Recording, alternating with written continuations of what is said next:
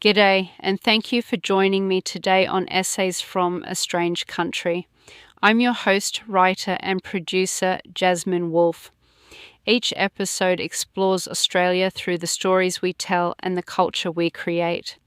Through literature, film, art, and music, I'll examine the people, ideas, myths, and contradictions that shape Australia and our understanding of ourselves. So settle in and let's begin.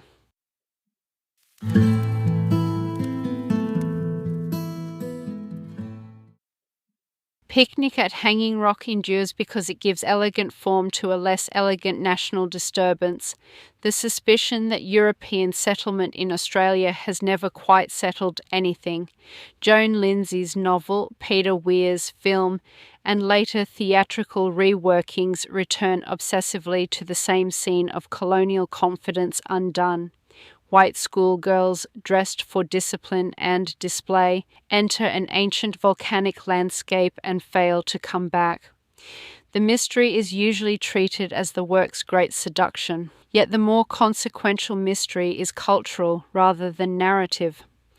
Why has a fictional disappearance of white girls become one of Australia's most durable myths? When the historical disappearance of Aboriginal children under state policy was, for so long, denied the same imaginative and civic attention. The answer lies in the peculiar architecture of unsettlement the picnic myth constructs. Its world is built from imported European systems: clock time, class hierarchy, Christian decorum, architectural imitation, bodily restraint, set down in a landscape that quietly refuses their authority.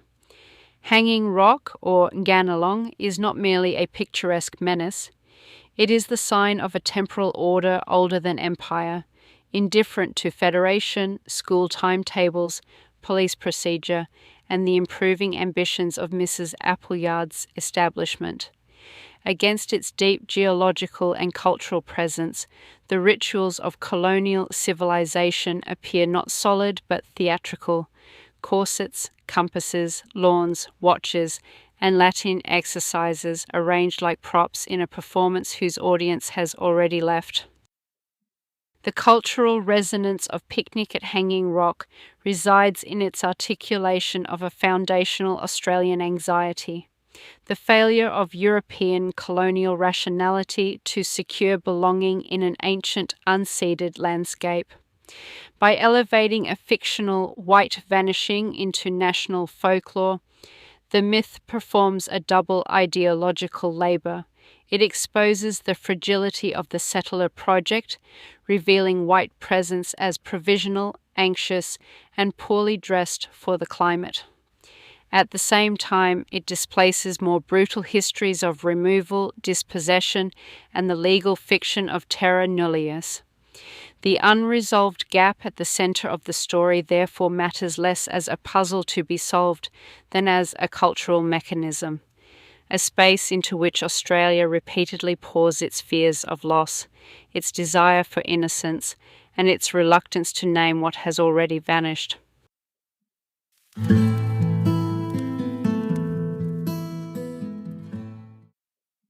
The central disturbance in Picnic at Hanging Rock is not simply the disappearance of schoolgirls, but the collapse of the temporal order that has made their world intelligible.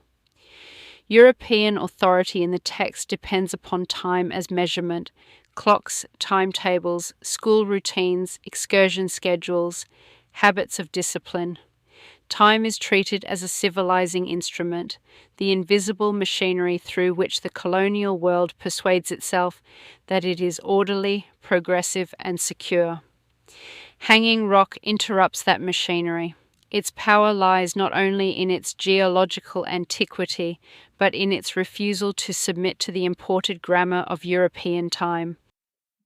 The stopping of the watches at noon is therefore more than a Gothic flourish.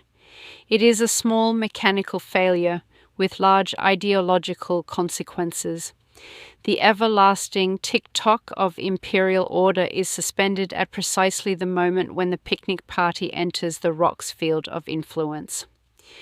Noon should be the most legible hour of the day, high sun, full visibility, the rational centre of the clock's rotation. Yet in this narrative, high noon becomes a threshold into obscurity. The watchers do not merely stop, they expose the fragility of the system they represent. A clock can organise a school day, a railway timetable, or a colonial bureaucracy, but it cannot compel an ancient volcanic formation to acknowledge its authority. This conflict becomes clearer in the figures of Miss McCraw and Marion Quaid, whose rationalist habits appear at first to offer protection against mystery. Their compasses, calculations, and measuring instruments belong to the epistemology of empire. To measure is to know, and to know is to possess. Yet the rock makes such procedures look oddly impoverished. The attempt to categorize a million-year-old formation with rulers and compasses becomes a kind of spiritless rationality. Not because reason itself is contemptible, but because this particular reason mistakes abstraction for comprehension. It assumes that the land is an object awaiting classification rather than a presence with histories older than the institutions brought to name it. Formally, the stopped clock functions as a chronotope, a symbolic arrangement of time and space through which the narrative's deeper tensions are staged. Once the watches fail, the story loosens its attachment to linear progression. Events do not unfold with the clean causality expected of detective fiction. Instead, time thickens, repeats, and withholds. Peter Weir's film intensifies this temporal dislocation through slow motion and altered frame rates, making bodies and landscape appear to move according to another rhythm. The result is not simply dreaminess, though the film has often been praised, sometimes lazily, for that quality. Its formal disturbance signals that European temporal perception is no longer adequate. The girls are not just lost in space, they are lost to a different order of duration. The setting of 1900 sharpens the historical irony. The narrative is placed at the edge of Federation and near the end of Queen Victoria's reign, a moment when imperial certainty was being ceremonially transferred into national self-consciousness. Yet the new nation imagined at this threshold remains dependent upon old world structures, British education, class discipline, Christian propriety, and chronological progress. Hanging Rock quietly humiliates these structures. It suggests that the coming nation is not born into mastery, but into unease. The colonial calendar may announce progress. The land, indifferent, retains another scale. There is, however, a necessary complication. To describe the rock as timeless risks repeating a colonial habit, casting indigenous land as outside history, empty of human temporality until Europe arrives to record it. Such a view slides too easily toward the logic of terra nullius, in which antiquity becomes vacancy. A more rigorous reading must distinguish between deep time and ahistorical emptiness. The rock is not outside history, rather it exceeds the narrowness of imperial history. Its challenge is not that it has no time, but that its time makes European clock time look recent, brittle, and faintly presumptuous.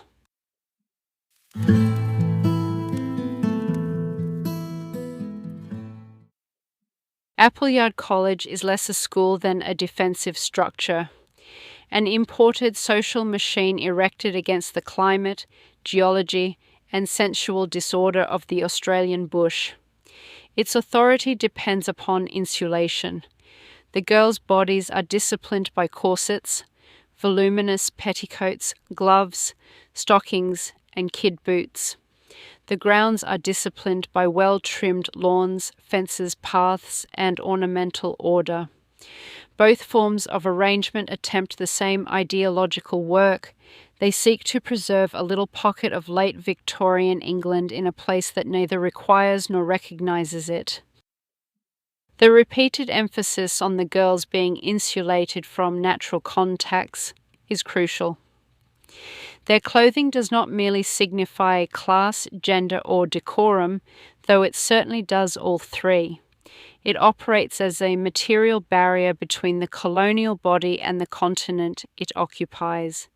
The corset reshapes the torso into an approved social form. The boots separate the feet from dust, stone, grass, and heat. The layers of fabric convert the body into a portable institution. This is civilization worn as armour, though rather impractical armour for a February day in central Victoria. Its absurdity is part of the point.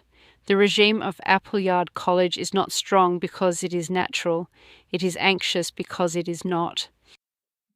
The building itself repeats this bodily logic at architectural scale. Described as an architectural anachronism and a hopeless misfit, the college is presented as a structure whose very design betrays its displacement. It carries the signs of imperial confidence, order, propriety, enclosure, elevation. But those signs look increasingly theatrical against the surrounding landscape.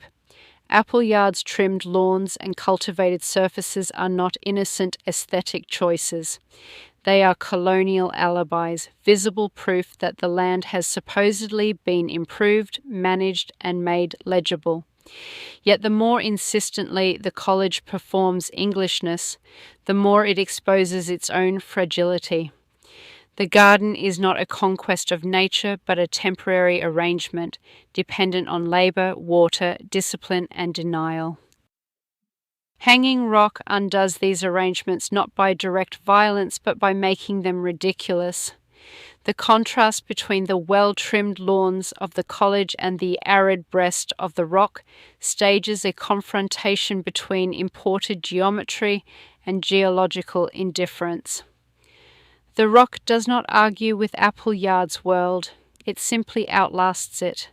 Its scale and age make the college's rules appear recent, brittle, and faintly comic. The civilizing mission, so sure of its vocabulary in classrooms and drawing rooms, becomes incoherent when placed against basalt, heat, insects, silence, and deep time. The discarding of shoes and corsets on the rock therefore carries considerable symbolic force. On one level, it marks a rejection of the straight-laced regime that has held the girls in posture, obedience, and sexual ignorance. The removal of boots allows direct contact with the stone. The loosening or abandonment of constrictive garments suggests an opening of the body to sensation. In Peter Weir's film especially, this gesture is rendered with a dreamlike sensuality. White dresses move through harsh light, bodies slow, voices soften, and the girls appear less like pupils on an excursion than figures crossing out of social time. The landscape is not merely background, it becomes an agent of unmaking. Yet this apparent liberation is not simple. The narrative's erotic charge is entangled with disappearance, danger, and the familiar colonial fantasy of white femininity imperiled by the wild. The girls' release from Victorian discipline does not lead to a new social freedom. It leads to vanishing. The bush is made to carry both desire and threat, as though the collapse of restraint must be punished by absorption into the unknown. In that sense, the text both critiques patriarchal and imperial control, and remains caught within its imaginative limits. It recognizes the absurdity of colonial insulation, but it also converts the landscape into a chthonic force before which white innocence trembles. This ambivalence gives the section its force. Appleyard College is exposed as a bad translation of Europe into Australian conditions, a structure maintained by fabric, etiquette, and fear. But the alternative offered by the rock is not uncomplicated belonging. It is contact without mastery, sensuality without security, and freedom shadowed by erasure. The colonial body can shed its boots and corsets, but it cannot so easily shed the history that made them necessary.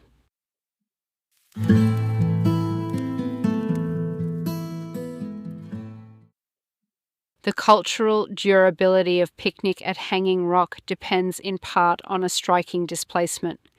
A fictional loss of white schoolgirls becomes available for national mourning, while the historical removal of Aboriginal children remains, for much of the work's reception, history, awkwardly adjacent and largely unspoken.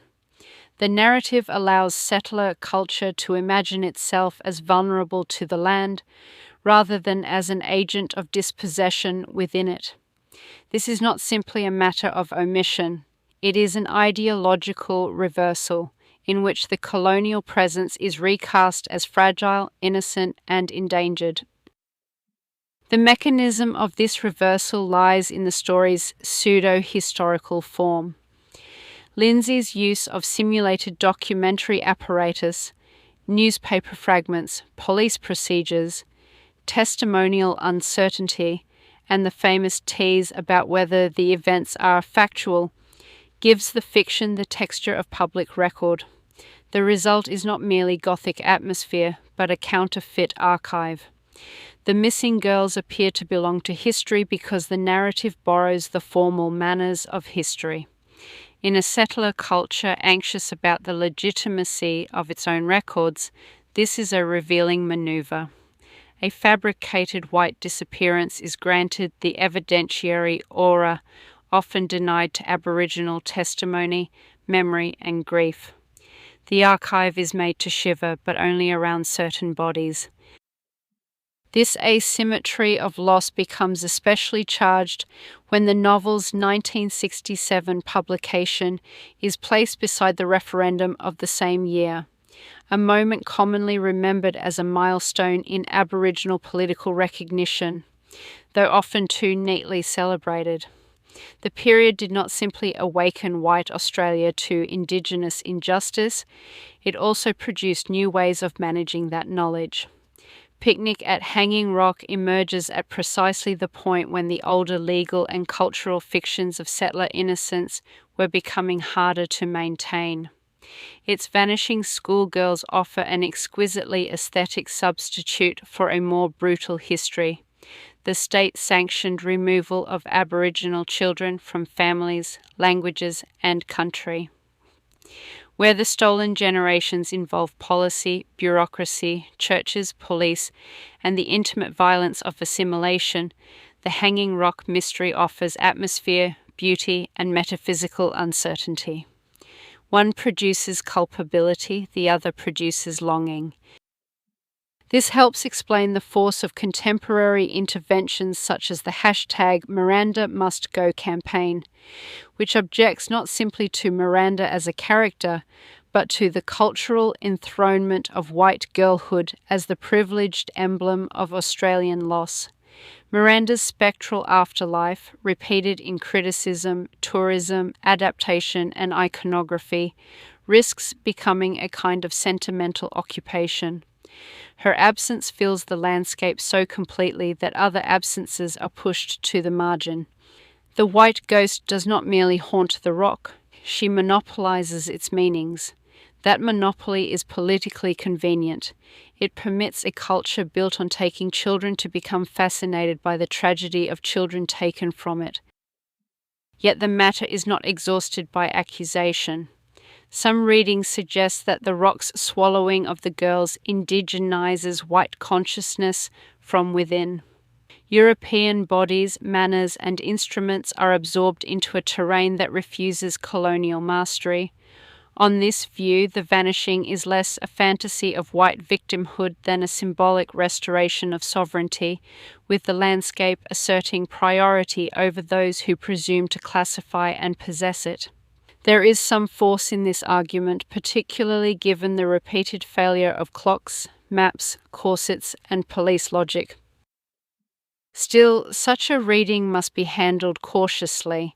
To let the rock reclaim the girls can too easily convert Indigenous sovereignty into a mystical natural force, while actual Aboriginal people remain barely visible. The danger is that country becomes a metaphor for settler unease rather than a lived relation with law, memory, custodianship, and history. The fiction's power lies in precisely this doubleness. It exposes the insecurity of settler belonging, but does so by elevating white disappearance into legend. The mystery endures because it both reveals and conceals the same fact. The most haunting absences in the Australian landscape are not fictional.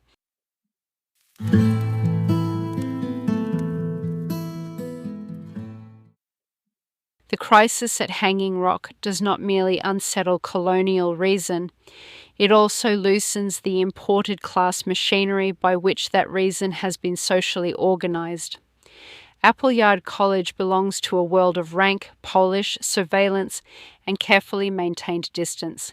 Its manners are British before they are Australian, and their authority depends upon the assumption that social order can be carried intact across hemispheres. Yet the disappearance exposes how brittle such distinctions become when confronted by the bush, where aristocratic refinement offers little practical advantage. The rock is democratic in the bleakest sense. It does not recognize breeding, income, accent, or the minor liturgies of gentility. This pressure is clearest in the contrast between Michael Fitzhubert and Albert Crundle. Michael, the aristocratic visitor, is associated with an inherited English social order, sensitive, decorous, and faintly ornamental. Albert, the local coachman, is marked by pragmatism, physical competence, and a working-class familiarity with rural conditions. Their difference is not simply personal, but ideological. Michael belongs to the world colonial society wishes to reproduce. Albert belongs to the country in which that reproduction is failing. When the search for the missing girls draws them together, the hierarchy between gentleman and servant is suspended, if not abolished. Necessity produces a rough intimacy that propriety would otherwise forbid. Their unlikely friendship is therefore one of the narrative's most revealing social rearrangements. In the ordered spaces of the picnic party and the college, Michael and Albert would remain separated by the usual rituals of address, employment, and expectation. In the bush, those distinctions lose their force. The search demands endurance, nerve, and bodily knowledge rather than pedigree. Albert is not idealized as pure native wisdom. He is still a product of settler society, with its exclusions and limits. But he is better adapted to the conditions the narrative values once the facade of civilization begins to crack. The Australian bush, in this formulation, becomes the testing ground on which British class distinction is exposed as both theatrical and impractical. This is where the myth of egalitarianism enters, though it enters less innocently than national self-congratulation usually admits. Albert's rough diamond quality allows the narrative to imagine an Australian social type defined against British snobbery, direct, capable, unsentimental, and bodily at ease in a harsher world. His tattoos sharpen this symbolic function. The mermaid or Venus inscribed on his body fuses high art mythology with working-class flesh, making culture no longer the guarded property of the educated classes, but something reworked, worn, and vulgarized in the best sense of the word. The classical female form, displaced from marble and gallery into tattooed skin, becomes an emblem of cultural translation. Europe has not vanished. It has been marked onto a colonial body and stripped of its old authority. The historical force of this transformation is especially visible in the 1970s film adaptation. Emerging during the Australian New Wave, Peter Weir's Picnic at Hanging Rock participated in a broader cultural effort to imagine Australian identity beyond British deference and American cultural dominance. The film's lingering attention to landscape, heat, bodies, silence, and social awkwardness helped form a cinematic nationalism that was aesthetically refined, yet suspicious of refinement as a social code. Albert's presence matters in this context because he offers a recognizably local alternative to imported gentility. He is not the center of the mystery, but he helps anchor the film's social imagination. The future, if there is one, will not belong to Mrs. Appleyard's brittle empire of posture and repression. Yet the egalitarian promise remains sharply limited. The collapse of British class hierarchy does not produce a genuinely inclusive social order. It produces a white settler myth, more comfortable with working class masculinity than aristocratic affectation. The black tracker, when he appears, is not granted comparable interiority or symbolic development. He functions as an instrument of the colonial search attached to police procedure rather than to a history, community, or sovereignty of his own. This marginalization is not incidental. It reveals the boundary of the egalitarian myth. Class difference among whites may be softened in the bush, but the deeper colonial structure remains intact. The landscape may humble the English gentleman and elevate the coachman, but it does not, within this narrative economy, restore Indigenous presence to the centre of the story. Australian egalitarianism thus emerges as both critique and alibi, a challenge to British hierarchy that leaves the more fundamental hierarchy of settlement largely undisturbed.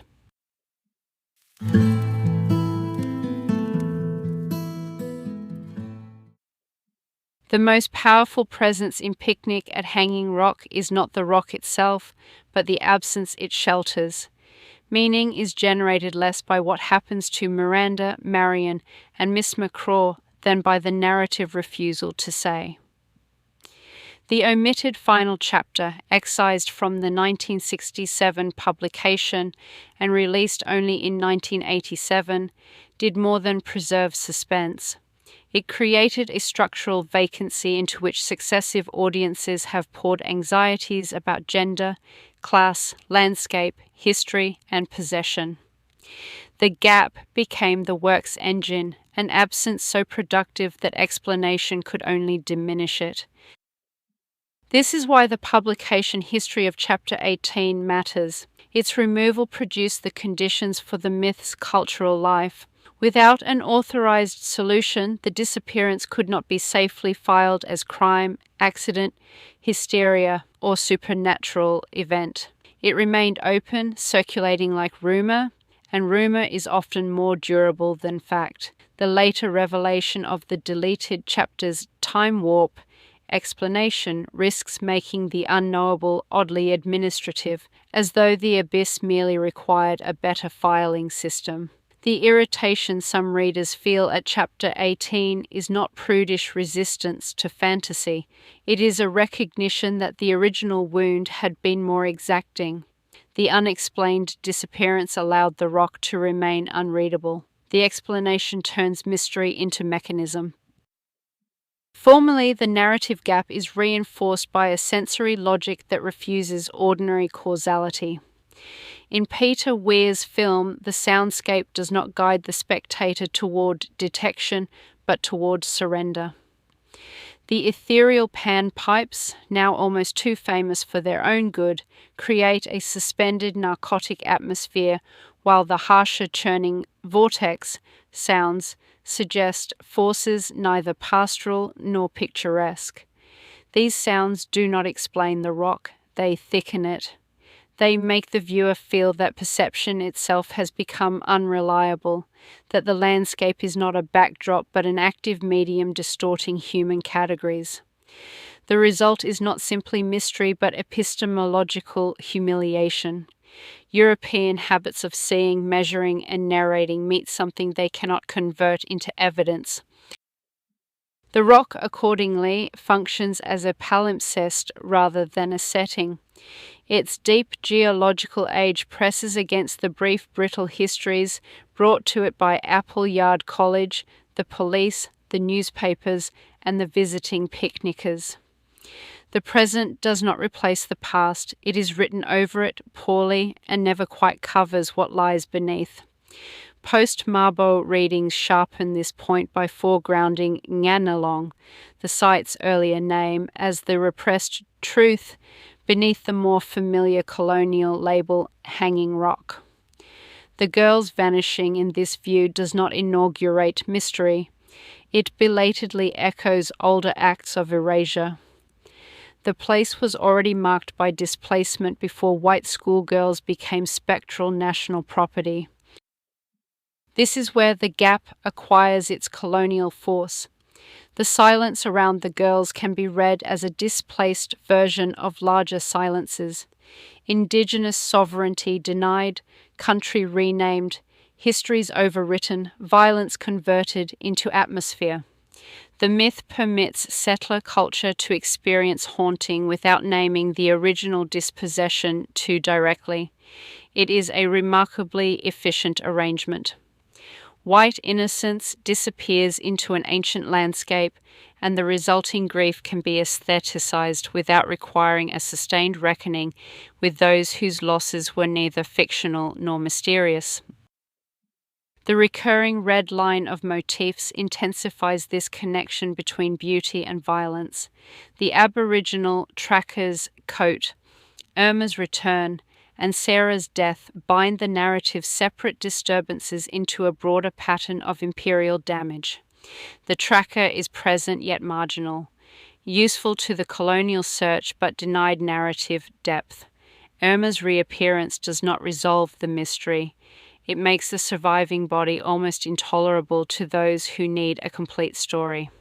Sarah's death, meanwhile, brings the violence of Appleyard's regime back from the rock to the institution itself, suggesting that colonial order is not undone only by the bush. It is already brutal within its own walls. The unresolved ending, therefore, does not merely preserve ambiguity. It stages the limits of settler knowledge. The culture wants the land to yield meaning, evidence, ownership, and consolation. The rock yields instead a silence that is not empty but crowded. To solve the mystery would be to domesticate it. To leave it open is to acknowledge, however uneasily, that the deepest disturbances in Australian settlement are not puzzles awaiting solution, but histories that official narratives have preferred to misplace.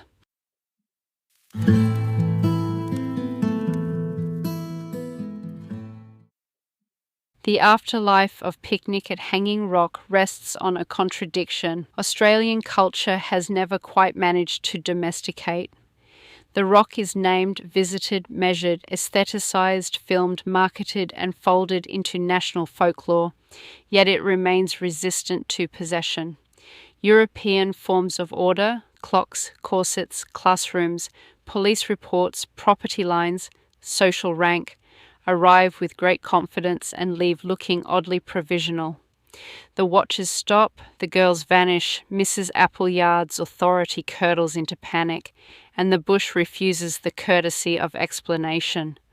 What collapses is not simply a school excursion, but a whole imported apparatus for making the world legible. That collapse has proved culturally useful. The mystery allows settler Australia to imagine itself as vulnerable before the land, even as that vulnerability obscures older and more material histories of dispossession. The fictional disappearance of white girls becomes available for mourning, repetition, and myth-making, while Indigenous loss, children removed, names overwritten, sovereignty denied, sits uneasily at the edge of the frame. Nganalong is not merely a picturesque backdrop to a Gothic puzzle, it is the suppressed ground on which the puzzle depends. The fascination with what cannot be solved can therefore look less like metaphysical humility than a refined method of avoidance. Yet the myth endures because it touches something real in the settler imagination. the suspicion that belonging cannot be secured by architecture, etiquette, or inheritance from elsewhere. Australians have often made the bush carry incompatible meanings: sanctuary and threat, national emblem and site of erasure, proof of rugged authenticity and reminder of intrusion. Picnic at Hanging Rock gives that instability a durable form. Its vanished girls, failed clocks, discarded garments, and unanswered questions expose a culture caught between European linear time and the deeper temporalities of country. The picnic never properly ends because the search is not only for Miranda, Marion, Miss McCraw, or some missing narrative key. It is for a home that settler culture keeps trying to claim before it has learned how to inhabit the fact of its own unsettlement.